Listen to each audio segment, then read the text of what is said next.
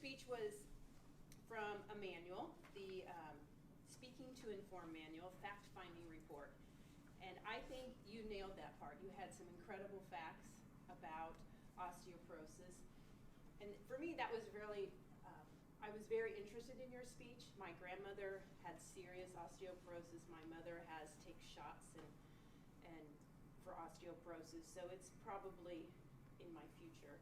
And so the tests that you talked about were very interesting as well. So I was listening quite intently. One of the things for this speech is to explain your purpose, which I think your introduction did a great job, because I think it allowed you, it's a great way to use that introduction. And for those of you who are giving speeches as well, if you're going to be maybe short on time, you can always add more to that introduction, and I think it gives you, it sets up your speech a little bit. I still think you could have added a little bit more to the beginning of your speech, just kind of how it was going to be laid out.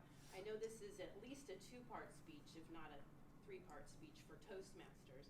So I think you could have maybe explained to us what you were going to say during this speech and what was coming in the future for organization. I think your use of visual aids was important in this speech. The 3 worked over here a little bit. I'm not sure why it didn't go big screen, and it's too bad that this didn't work. So I think your slides looked good from what I could see, and I think unfortunately it just didn't come together, that part of it, quite as well as you would like.